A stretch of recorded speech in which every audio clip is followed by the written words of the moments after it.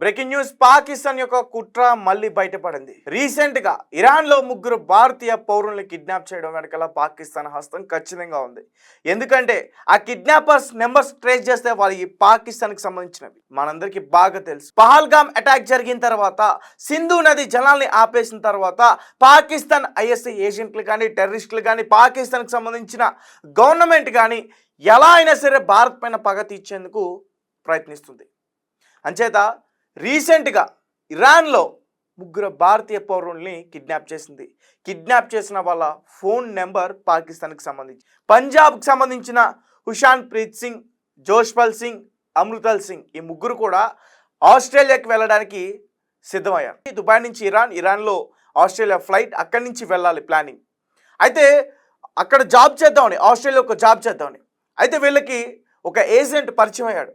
ముగ్గురు దగ్గర కూడా 6 లక్షలు చొప్పున 18 లక్షలు వసూలు చేశాడు. అయితే నేను ప్రతిదీ కూడా అన్నీ కూడా రెడీ చేసి ఉంచా, మీరు ఎలా చేరుకోవాలి, ఎక్కడ ఫ్లైట్ ఎక్కాలి, ఎవ్రీథింగ్ నేను సెటప్ చేసి ఉంచా అని చెప్పేసి వీళ్ళకి చెప్పాడు. అలాగే దుబాయ్ చేరుకున్నారు. దుబాయ్ తర్వాత మళ్ళీ ఇరాన్కి వచ్చారు. ఇరాన్ నుంచి ఆస్ట్రేలియా ప్రయాణం అవ్వాల్సిన ఈ ముగ్గురు ఇరాన్లో కిడ్నాప్ అయ్యారు. మరి ఎవరు కిడ్నాప్ చేశారు, ఎందుకు కిడ్నాప్ చేశారు, ఇరాన్కి ఏంటి కిడ్నాప్ చేస్తే లాభం, పైగా కిడ్నాప్ చేసిన తర్వాత ₹1 కోటి డిమాండ్ చేస్తున్నారు. అయితే వీళ్ళని చిత్తకొట్టి వీడియో కాల్ చేసి వాళ్ళ పేరెంట్స్కి చూపెట్టి భయపెట్టే ప్రయత్నం కూడా జరుగుతుంది. అంటే దీని వెనక ఖచ్చితంగా పాకిస్తాన్ హస్తం ఉంది అనైతే మాత్రం అనుకోవాలి. ఎందుకంటే ఇరాన్తో భారత్కి ఎటువంటి ఇబ్బందులు లేవు. ఇరాన్తో భారత్ మంచి సంభాషణే ఉంది. ముఖ్యంగా భారత్ ఎంబసీ, ఇరాన్కి సంబంధించిన ఎంబసీ ఎప్పుడు కూడా కరెక్ట్గానే ఉన్నాయి. రీసెంట్గా కూడా వాళ్ళు మన భారత్కి వచ్చి విజిట్ చేసి మాట్లాడి వెళ్ళారు. మరి పాకిస్తాన్తో చేతులు కలిపి ఇరాన్ ఏమైనా ఇలాంటి కుట్రలకి పాల్పడుతుందా? ఈ వార్త వినగానే విదేశాల్లో ఉన్న భారతీయులందరూ కూడా భయపడిన పరిస్థితి ఇప్పుడు ఉంది. అంటే పాకిస్తానీలు కక్షతో మనల్ని ఏమైనా చేస్తారా? దాదాపు 1,40,00,000 మంది విదేశాల్లో ఉంటున్నారు భారతీయులు. అండ్ రీసెంట్గా ఇలాంటి వార్తలు చాలానే చూస్తున్నాం మనం.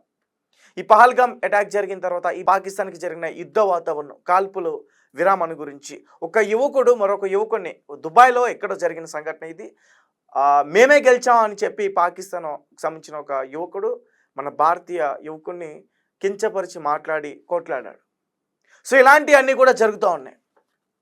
సో అయితే వీళ్ళ తల్లికి ఫోన్ చేసి వాళ్ళు ₹1 కోటి డిమాండ్ చేశారు.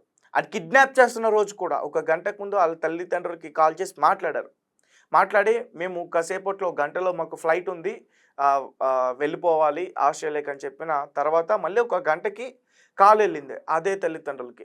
అమ్మ మమ్మల్ని ఎవరో కిడ్నాప్ చేస్తున్నారంటూ కూడా భయంతో మాట్లాడిన మాటలు, ఆఖరి మాటలు, తర్వాత ఫోన్ కట్ అయిపోయింది. దాని తర్వాత వాళ్ళ దగ్గర నుంచి ఒక వీడియో కాల్ రావటం, చేతులు కాళ్ళు కట్టేసి వాళ్ళని కొట్టిన గాయాలతో ఆ వీడియో కాల్లో వాళ్ళు కనిపించడం, ₹1 కోటి ఇస్తే వదిలేస్తామంటూ కూడా వాళ్ళు డిమాండ్ చేయడం, ఇదంతా కూడా జరుగుతుంది. అయితే భారత్ ఎంబసీ ఇందులో ఇన్వాల్వ్ అయింది, అక్కడ ఇరాన్ ఎంబసీతో మాట్లాడింది. అండ్ ఇక్కడతో పోల్చుకుంటే అక్కడ వ్యవస్థ చాలా వీక్, అంత ఈజీగా ట్రేస్ అవుట్ చేసి వాళ్ళని పట్టుకునే అంత ఇది లేదు ఇరాన్లో. ఇక్కడ ఎంబసీని కూడా మన వాళ్ళు, ఇరాన్కి సంబంధించిన ఎంబసీని కూడా ఇక్కడ మన వాళ్ళు ప్రెజర్ చేశారు. అక్కడ మన ఎంబసీ కూడా చాలా క్లియర్గా ఉంది. అక్కడ ఏంటి, ఎవరు చేశారు ఏంటి అనే దాని గురించి కూడా క్లియర్గా వాళ్ళు కూడా ఇన్వెస్టిగేషన్ స్టార్ట్ చేశారు. అక్కడున్న వ్యవస్థలతో కూడా మాట్లాడే ప్రయత్నం అయితే జరుగుతుంది. అయితే ఇప్పుడు మరి ముగ్గురు అసలు ప్రాణాలతో బయటకు వస్తారా రారా అనే దాని గురించి ఎక్కువగా చర్చలు అయితే జరుగుతున్నాయి. ఎందుకంటే పాకిస్తాన్ భారత్ పైన ఎలా అయినా సరే పగ తీర్చుకోవాలి, సింధు నది జలాల్ని ఏదో రకంగా అయినా సరే వదిలించుకోవాలి, అంటే వదిలేలా చేసుకోవాలి. పాకిస్తాన్కి సంబంధించి ఒక మేజర్ మిలిటరీ ఆఫీసర్ కూడా ఒక మాట అన్నారు, సింధు నది జలాల్ని ఆపేస్తే మీ ఊపిరి ఆపేస్తామని. ఊపిరి ఆపేయడం అంటే నాయకులది కాదు, మన మిలిటరీ వాళ్ళది కాదు, మన ప్రజల ఊపిరిని ఆపేస్తామని ఇండైరెక్ట్గానే చెప్తున్నాను. అంటే అతను టార్గెట్ చేసిందంటే విదేశాల్లో ఉన్న భారతీయుల్ని టార్గెట్ చేశాడు, వాళ్ళని మేము చంపేస్తాం, అప్పుడు మీరు మమ్మల్ని ఏం చేస్తారు అన్నట్టుగా ఆయన మాట్లాడడం అయితే జరిగింది. హుషాన్ ప్రీత్ సింగ్, జోష్పల్ సింగ్, అమృతల్ సింగ్ వీళ్ళ ముగ్గురు ఇరాన్ టెహ్రాన్ ఎయిర్పోర్ట్లో కిడ్నాప్ అయ్యారు.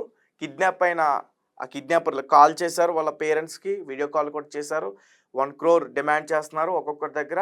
అలాగే ఏదైతే కాల్ చేశారో ఆ నెంబర్ని మన డిపార్ట్మెంట్ వాళ్ళు ట్రేస్ అవుట్ చేస్తే పాకిస్తాన్ అని చెప్పేసి తేలింది. సో మరి ఇరాన్ ఏమైనా చేతులు కలిపింది అనుకుంటున్నారా? ప్రెజర్ తీసుకొచ్చి ఇబ్బంది గురి చేసే అవకాశం ఏమైనా ఉందా? మీకేమనిపిస్తుంది అనే విషయాన్ని మాకు ఖచ్చితంగా కామెంట్ రూపంలో తెలియపరచండి. అండ్ మోడీ చాలా స్ట్రాంగ్గా నిర్ణయం తీసుకున్నట్లు తెలుస్తుంది ఈ అంశం గురించి ముఖ్యంగా. సో ఇరాన్కి కూడా వార్నింగ్ ఇచ్చినట్టుగానే చెప్తున్నారు. వాళ్ళకి ఏమైనా సరే, వాళ్ళ వంటి మీద గీత పడినా సరే ఎట్టి పరిస్థితుల్లో కూడా మా వైపు నుంచి యాక్షన్ తీసుకుంటామంటూ కూడా గట్టిగా వార్నింగ్ వెళ్ళినట్టుగా కూడా చెప్తున్నారు. అండ్ ఇంకా దీనికి సంబంధించి ఇంకా వివరాలు రావాలి. ఎందుకంటే ఇది మే 1వ తేదీన జరిగింది. అప్పటి నుంచి కూడా ఇది ఇలానే జరుగుతూ ఉంది. అసలు వాళ్ళు ఏమయ్యారు, వాళ్ళ ప్రాణాలతో తిరిగి వస్తారా రారా అని చెప్పేసి చాలామంది వాళ్ళ ఫ్యామిలీ మెంబర్స్, వాళ్ళ ఊరు వాళ్ళందరూ కూడా ఎదురు చూస్తూ ఉన్నారు. దాదాపు 18 లక్షలు ఖర్చు పెట్టి వాళ్ళు ఆస్ట్రేలియాలో జాబ్ చేయడానికి వెళ్తున్నారు. సో వాళ్ళని ఎవరైనా ట్రాప్ చేశారా, ఏజెంట్లు ముందుగానే ట్రాప్ చేసి కిడ్నాపర్స్కి కావాలనే పట్టించారా, ఆ ఏజెంట్ ఎవరు, అతను ఎక్కడికి చెందినవాడు, ఏ ప్రాంతానికి చెందినవాడు, ఈ డీటెయిల్స్ అన్నీ కూడా త్వరలోనే బయటకు రావాలి. ఏదేమైనప్పటికీ ఈ ముగ్గురు కూడా సేఫ్గా రాకపోతే ఇరాన్ భారత్ చేతిలో ఖచ్చితంగా దెబ్బతినే అవకాశం అయితే ఉంటుంది. ఆల్రెడీ పాకిస్తాన్ తింటుంది, కొంచెం ఇరాన్ కూడా పెట్టే అవకాశం అయితే ఉంటుంది. మీ అభిప్రాయం ఏంటనేది మాకు కామెంట్ రూపంలో తెలియపరచండి. Thank you for watching.